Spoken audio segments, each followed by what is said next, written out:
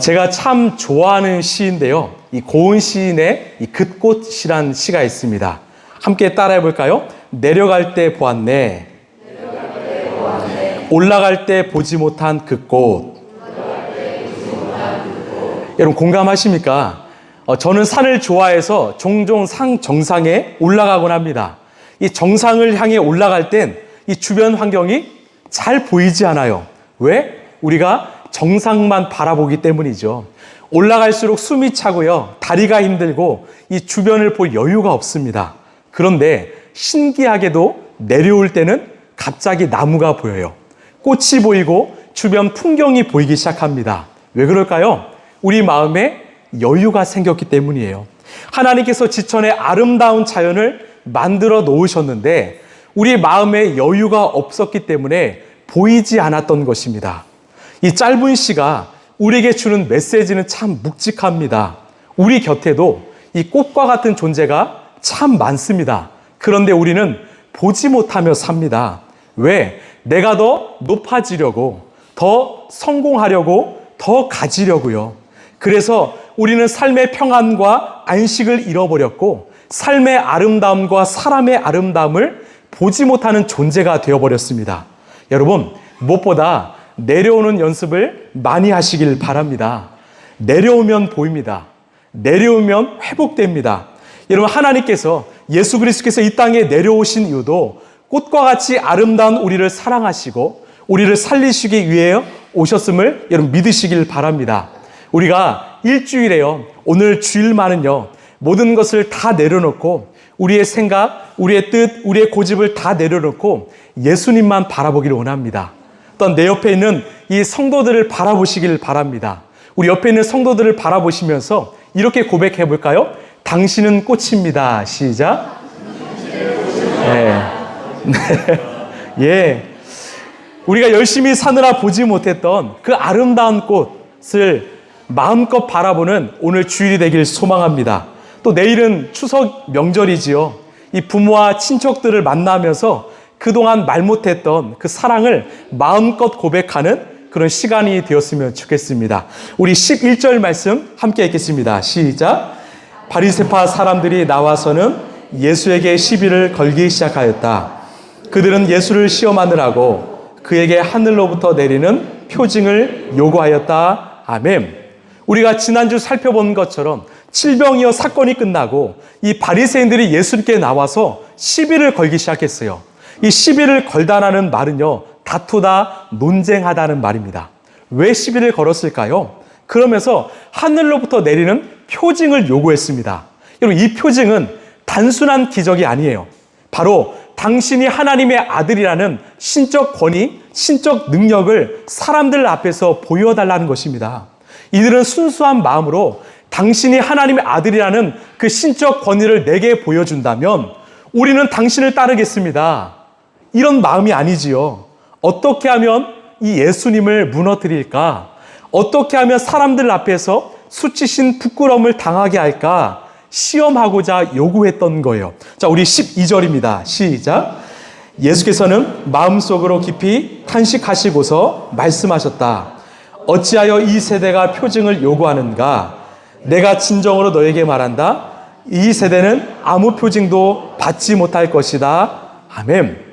우리 예수님, 이 바리새인들의 요구를 듣고 어떻게 반응하셨습니까? 마음속 깊은 곳으로, 마음속으로 깊이 탄식하셨어요. 예수님께서 사역하실 때 사람들을 보면서 느끼셨던 감정은요, 늘 불쌍히 여기다였습니다. 긍휼한 마음이죠. 목자를 잃어버려 방황하는 영혼들, 참 생명, 진리를 모른 채 죽어가는 영혼들을 보면서 늘 불쌍히 여기셨습니다. 그래서 그들을 고치시고 살리셨지요. 함께 하셨지요. 시간과 또한 에너지와 온 삶을 내어주셨지요. 그런데 오늘은 이 바리새인들에게 다른 감정을 느끼셨습니다. 탄식하셨다. 이것은 안타까움입니다. 왜? 예수님을 눈앞에 두고도 믿지 않았기 때문에, 오히려 예수님을 대적하고 시험했기 때문입니다. 저는요, 이 말씀을 묵상하면서 오늘 예수님이 이 한국교회를 바라보면서 또한 저와 여러분 그리스도인들을 바라보면서 어떤 감정을 느끼실까 한번 생각해 보았습니다. 참 불쌍하다 보다는 참 안타깝다라는 탄식이 아닐까요? 예수의 피값으로 산 너희들이, 예수의 생명을 가진 너희들이 왜 그렇게 사느냐? 왜 나를 진정으로 믿지 못하고 따르지 않느냐? 그 메시지 성경을 쓴 유진 피터슨 목사님께서 오늘날 전 세계 교회가 직면한 가장 본질적인 위기는 무엇인가? 이 질문 앞에 이런 답을 내리셨습니다. 잘 들어보십시오. 우리는 진리로서의 예수님을 붙잡는 데는 열심이지만 길로서의 예수님을 따르는 데는 무관심하다. 무슨 말이에요? 진리를 붙잡는 일에는 열심이지만 예수의 길, 제자의 길을 걷는 일에는 우리는 너무나 무관심하다. 머리로는, 지식적으로는 예수님을 알기 위해서 노력하지만 정작 예수를 따라 살려는 그 삶은 보이지 않는다라는 말입니다. 이런 우리를 향해서 이 달라스 윌라드 목사님이 재미난 표현을 하시는데요. 이 시대에 뱀파이어 크리스찬들이 많다라는 표현을 씁니다. 우리를 향해서 이 뱀파이어래요. 왜 이런 표현을 사용하셨을까? 잘 들어보십시오. 구원을 위해 필요한 그리스도의 피에만 관심이 있을 뿐 그리스도인으로서 순종하며 제자가 되어 합당한 삶을 사는 것에는 전혀 무관심한 사람들이 이 시대엔 너무 많다. 여러분 어떠하십니까? 여러분 우리는 어떠합니까? 우리가 바리새인들을 나오며 보면 왜 저들은 저럴까? 왜 저렇게 살까? 나무라지만 사실 우리도요. 내 구원, 내 생명, 내 승리에는 너무나 관심이 많지만 다른 영혼들을 살리기 위한 그 생명, 구원에는 어떤 그들을 위해서 내 삶을 내어주는 제자의 삶이 우리에게는 있는가? 한번 돌아보길 바라요. 예수의 피를 구하면서 다른 이웃을 향한 그 마음은 우리에게 있는가? 한번 돌아보길 원합니다. 저는 우리 라이프처치 성도들이 나만을 위해 살아가는 이 뱀파이어 크리스천이 아니라 정말 구원이 필요한 이들에게 예수의 생명 복음을 전하는 진짜 제자가 되길 소망합니다. 자, 우리 12절 다시 한번 읽어볼까요? 시작. 예수께서는 마음속으로 깊이 탄식하시고서 말씀하셨다. 어찌하여 이 세대가 표징을 요구하는가? 내가 진정으로 너에게 말한다. 이 세대는 아무 표징도 받지 못할 것이다. 아멘. 예수님은 표징을 구하는 자들에게 이 세대는 아무 표징을 받을 수 없다라고 말씀하십니다. 다시 말해서 더 이상 표징 안 주겠다라는 거죠. 왜 그럴까요? 이유는 하나입니다. 예수님이 지금까지 수많은 표징을 보여주셨기 때문이에요. 많은 병자들을 고치셨고 바람과 파도도 잠잠케 하셨습니다. 이 물고기 2마리와 이 보리빵 5개로 5,000명을 먹이셨어요. 질병이어로 4,000명을 먹이셨습니다. 그것으로도 충분하다라는 거예요. 여러분, 이들에게 필요한 것은 더 많은 표징 아닙니다. 이들에게 필요한 것은 표징이 아니라 믿음일 줄로 믿습니다. 여러분, 이들에게 필요한 것은 더 놀라운 표징이 아니라 그 표징을 행하시는 예수를 믿는 믿음이라는 것입니다. 표징은 충분했어요. 그럼에도 불구하고 이들은 믿지 않았거든요. 그래서 더 이상 표징은 보여주지 않겠다고 선포하셨습니다. 그러면 이 믿음 없는 자들을 포기하셨는가? 아닙니다. 끝까지 포기하지 않으셨어요. 대신에 가장 최고의 표징인, 가장 귀한 표징인 바로 예수 그리스도의 십자가요.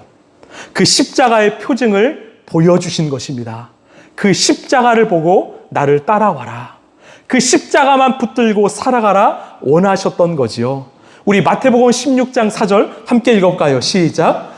악하고 음란한 세대가 표징을 요구하지만 이 세대는 요나의 표징밖에는 아무 표징도 받지 못할 것이다. 그리고 나서 예수께서는 그들을 남겨두고 떠나가셨다.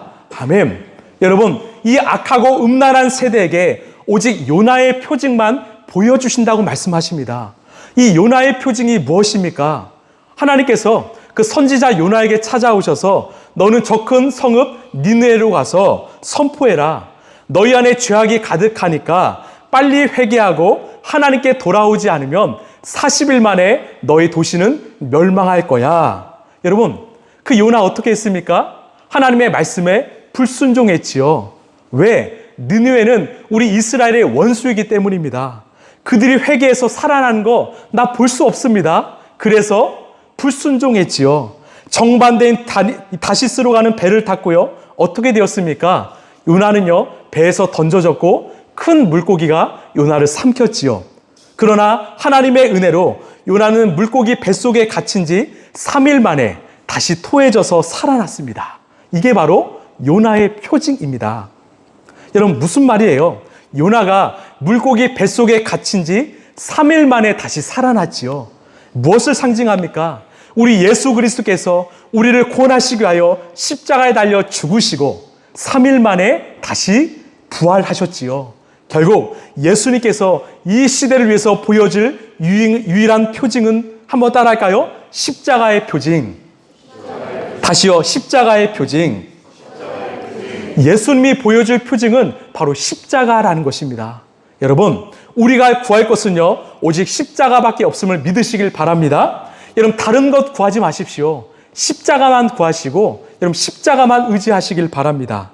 여러분, 이것을 우리 한국교회가 잃어버렸습니다. 옛날에 한국이 가난할 때는요, 어떤 의료시설이 부족할 때는 이 신유, 치유의 은사가 있는 목사님들이 참 많았습니다. 이거 하나님의 섭리지요. 이 목사님들의 기도로 많은 병자들이 고침을 받았어요.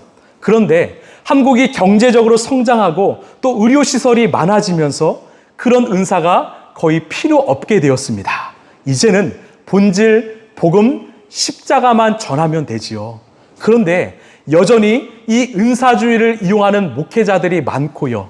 그 목사님들을 추종하고 따라가는 성도들이 참 많습니다. 제가 한 영상을 보았는데요. 이 목사님이 이 성도들을 막 나오라고 해요. 뭐 하셨을까요? 막 장풍을 쏘세요. 막 성도들이 막 쓰러지는 거예요. 막 장풍을 쏘니까 웃으면서 막 쓰러져요. 어디서 막 피피 막 바람 소리가 들려요. 보니까 목사님 입에서 내더라고요. 피피 소리에 막 쓰러집니다. 또 안수하며 기도했더니 이빨이 금리빨로 바뀌고 또 기도했더니 손바닥에 막 금가루가 생겼다고 좋아하더라고요. 여러분, 사람들이 쓰러지면 이 세상이 구원받습니까? 여러분, 내 손바닥에 금가루가 생기면 내 이빨이 금리빨이 바뀌면 죽어가는 영혼이 살아납니까?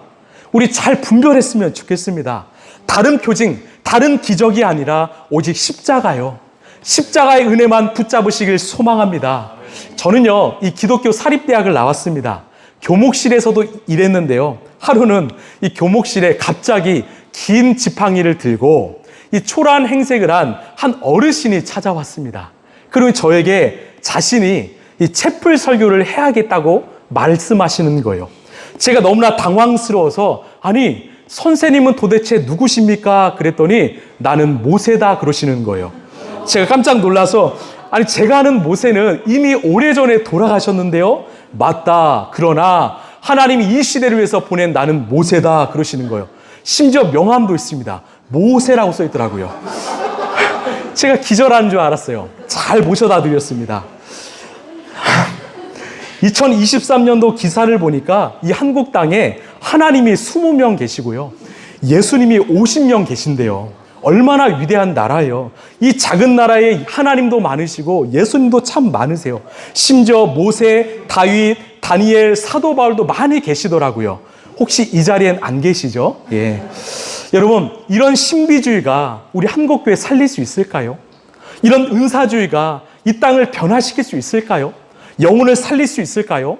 안 됩니다. 오직 예수 그리스도의 십자가만이, 십자가의 은혜와 사랑만이 이 땅을, 이 영혼들을 살려낼 수 있음을 여러분 굳게 믿으시길 소망합니다.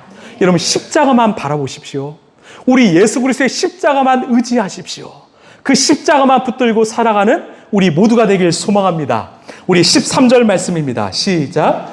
그리고 예수께서는 아멘.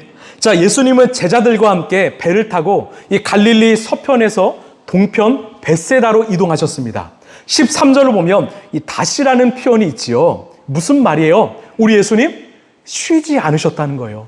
바쁘게 사역하셨다는 거죠. 즉 복음의 역동성을 보여주는 단어인데 문제가 발생했습니다. 우리 14절입니다. 시작. 제자들이 빵을 가져오는 것을 잊었다. 그래서 그들이 탄 배 안에는 빵이 한 개밖에 없었다. 아멘. 자, 7병이어 기적 이후에 남은 빵을 다 모았더니 일곱 광조리가 남았습니다. 아주 많은 음식이었어요. 아마 이 제자들은요, 한 주간, 두 주간은 거뜬히 먹을 수 있는 양이었죠. 그런데 예수님이 너무나 바쁘게 움직이시는 바람에 깜빡하고 급빵 안 챙겼습니다. 14절에 뭐라고 합니까? 그들이 탄 배 안에는 빵이 한 개밖에 없었다. 무슨 의미예요? 지금 제자들이 걱정하고 있는 거예요. 야, 우리 큰일 났다. 우리 먹을 거 없다. 야, 우리 빵 하나밖에 없다. 왜 안 챙겼냐? 그런데 그 모습을 본 예수님께서 좀 이상한 소리를 하시는데, 우리 15절입니다. 시작. 예수께서 제자들에게 경고하여 말씀하셨다. 너희는 주의하여라. 바리새파 사람의 누룩과 헤롯의 누룩을 하여라. 아멘. 여러분, 왜 예수님은 빵을 놓고 와서 걱정하는 제자들에게 갑자기 바리새인들의 누룩과 또 헤롯의 누룩을 주의하라고 하셨을까요? 이건 관점의 차이입니다. 오늘 말씀의 핵심 중 하나인데요. 지금 제자들은요, 지금 당장 먹을 빵에만 관심이 있습니다. 지금 빵이 있어야 돼요. 그 빵을 먹고 우리가 배불러야 합니다. 근데 예수님의 관심은 뭐예요? 아무 빵이나 먹지 말고 제대로 된 빵을 먹어야 한다는 것입니다. 그러면서 바리새인들이나 헤롯이들은 누룩이 들어간 빵을 먹지 말라고 말씀합니다. 여러분, 누룩이 뭘까요? 이 빵을 만드는데 필수적인 재료이죠. 이 누룩을 영어로 이스트라고 하죠. 즉 발효 곰팡이입니다. 누룩의 특징은요, 소량만 넣어도 밀가루 반죽이 어떻게 돼요? 크게 부풀어 오르죠. 확장시키죠. 이 성경은 누룩이란 단어를 긍정적인 케이스와 부정적인 케이스로 사용하는데요. 우리 긍정적인 케이스, 마태복음 13장 33절입니다. 시작. 예수께서 또 다른 비유를 그들에게 말씀하셨다. 하늘나라는 누룩과 같다. 어떤 여자가 그것을 가져다가 가루 서말 속에 살짝 섞어 넣으니 마침내 온통 부풀러 올랐다. 아멘. 이 하나님 나라 복음도 누룩이라는 거예요. 왜? 복음에는 역동성, 전염성이 있기 때문이죠. 내 삶에 복음이 들어오면 내 삶이 변하고 빠르게 복음이 전파된다는 것입니다. 저는요, 우리 라이프처치가 이런 복음의 역동성, 전염성을 갖게 되길 소망합니다. 우리 교회를 통해서 이 파주 지역에, 일산 지역에 선한 영향력, 생명의 문화가 빨리 전파되길 소망합니다. 즉 하나님 나라의 복음도 누룩이라는 것입니다. 반면에 부정적인 케이스는요, 15절에 바리새인들의 누룩과 헤롯의 누룩입니다. 제가 좀 설명해 드릴게요. 바리새인들의 누룩은요, 바로 형식적인 신앙생활이에요. 위선적인 신앙생활이죠. 껍데기만 남은 신앙생활이고요. 헤롯의 누룩은 탐욕주의, 능력주의, 성공주의의 신앙생활입니다. 여러분, 우리가 신앙생활하면서 조심해야 될 두 가지 신앙생활이 있다면 바로 바리새인의 누룩과 헤롯의 누룩입니다. 먼저는 바리새인의 누룩이에요. 형식적인 신앙생활입니다. 아무리 예배를 드려도요, 감동이 없어요. 감격이 없습니다. 매너리즘에 빠져서 진실하지 못하고 형식적인 신앙생활만 하는 사람들. 더 나아가서 그런 사람들이 누룩이 되어서 공동체 분위기를 전염시키고 있다는 거죠. 또 하나는요, 헤롯의 누룩, 바로 성공주의 신앙생활입니다. 기승전 성공이에요. 예수 믿으면 성공합니다.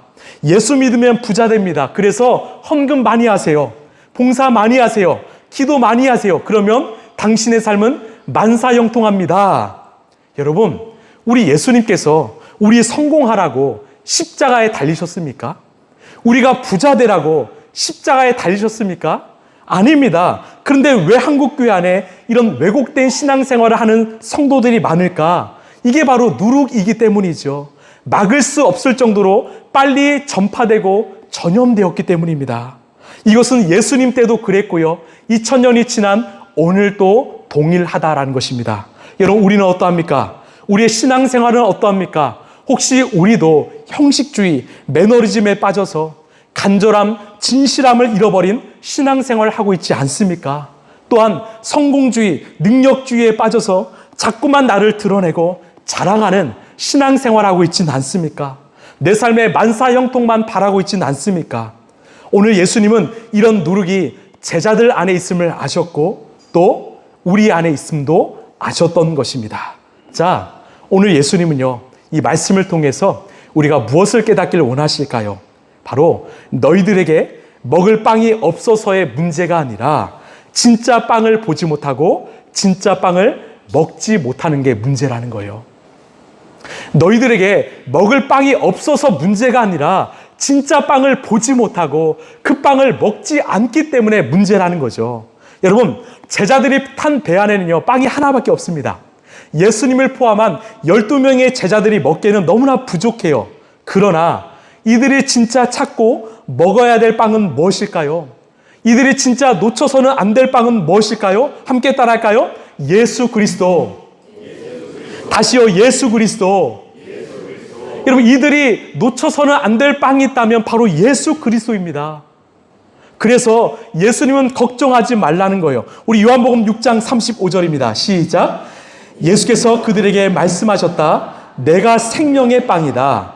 내게로 오는 사람은 결코 줄이지 않을 것이요 나를 믿는 사람은 다시는 목마르지 않을 것이다. 아멘. 내가 생명의 빵이다. 여러분 믿으십니까? 여러분 배 안에 빵이 없습니까? 아닙니다. 진짜 생명의 빵이신 예수님 계십니다. 그래서 참 다행이에요. 왜 성경은 이 빵에 대해서 많은 이야기를 할까요? 너희들이 진짜 먹어야 될 빵은 무엇이냐? 너희들이 진짜 구해야 될 빵은 무엇이냐? 바로 생명의 빵이신 예수 그리스도라는 것입니다.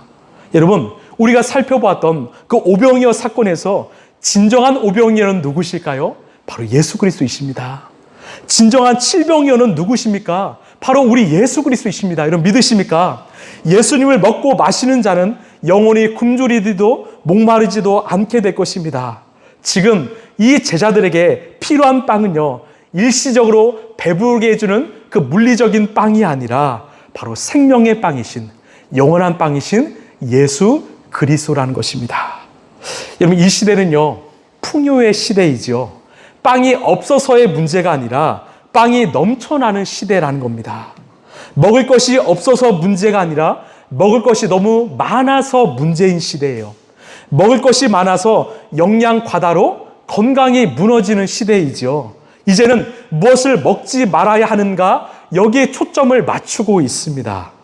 여러분 예수님께서 우리에게 일용할 양식을 구하라고 말씀하셨지요. 지난주에는 그 일용할 양식을 구하면서 그 양식을 주시는 하나님만 바라보라고 말씀드렸습니다. 이 기도를 오늘 이 말씀에 적용하자면 왜 우리는 그 일용할 양식을 구해야 될까요? 우리는 그 일용할 양식만을 구하지 않기 때문입니다. 우리는 일용할 양식만을 구하지 않기 때문이에요. 우리는 일평생 먹고도 남을 양식을 구하고 있기 때문입니다. 예수님은 필요를 구하라고 하시는데 이 시대를 살아가는 우리 인간들은요, 더 많은 것을 구하고요, 정작 필요 없는 것까지도 구하는 욕망에 찬 기도를 하고 있기 때문입니다. 오늘 일용할 양식만 구해야 하는데 우리는 너무나 필요 없는 것들까지도 구하고 있기 때문이지요. 마귀가 이 광야에서 금식하며 기도하시는 예수님께 찾아오셔서 이 유혹하는 것이 무엇입니까? 이 돌들로 빵을 만드세요. 가능한 많이 만드세요. 많이 만들어서 하나님 없이도, 하나님 의지하지 않아도 살 수 있을 만큼 그 빵 많이 만드세요. 이거 아닐까요? 왜? 빵만 보라는 거예요. 빵만 의지하라는 거예요. 마귀는 오늘 이 시간 우리에게도 찾아와서 우리의 마음을 하나님이 아니라 빵을 향해, 이 세상의 것들을 향해 집착하게 만들고 있다는 겁니다. 사람은 빵만으로 살 수 있어. 빵을 위해 너의 인생을 걸어. 빵을 위해 열심히 살아야지. 여러분 우리 한번 잘 생각해 보길 원해요. 우리가 좋은 음식을 많이 먹었음에도 불구하고 왜 우울할까요? 많은 영양을 섭취했음에도 불구하고 왜 불안하고 잠이 오지 않을까요? 빵은 많아졌는데 왜 삶은 이전보다도 행복하지 않을까요? 이 성 어거스틴이 이런 말을 남겼습니다. 잘 들어보세요. 우리가 하나님의 품에 안기기 전에는 참된 안식은 없습니다. 우리가 하나님 품에 안기기 전에는 참된 안식은 없습니다.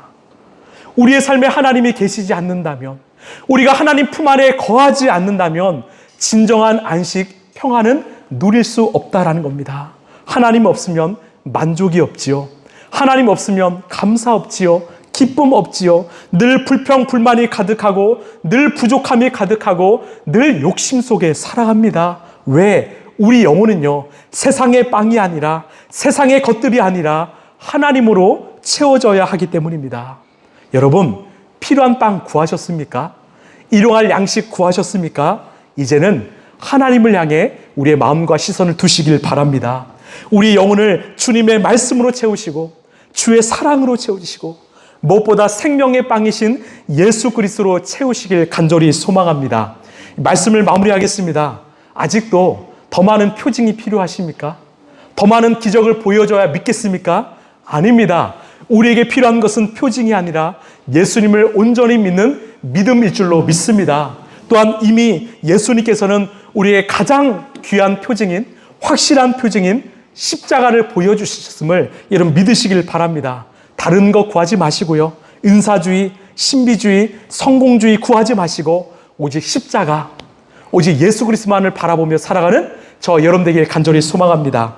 마지막으로요, 일용할 양식을 구하셨습니까? 이제는요, 영원히 굶주리지 않는, 목마르지 않는 생명의 빵이신 예수 그리스도 그 한 분만 구하시길 간절히 소망합니다. 지금 우리 인생에 무엇이 필요할까요? 예수 그리스도 한 분이면 충분합니다. 우리 인생에 문제가 있습니까? 여러분, 예수 그리스도를 구하시길 바랍니다. 우리의 가정에 문제가 있습니까? 예수 그리스도를 외치시길 바랍니다. 우리의 삶에, 우리 일터에 문제가 있습니까? 예수 그리스도 그 십자가만 구하시길 바랍니다. 다른 표징, 다른 능력, 다른 빵 구하지 마시고 영원한 생명이신 예수님만을 바라보시고 예수님만을 구하시는 우리 사랑하는 라이프처치 성도들 되시길 소망합니다.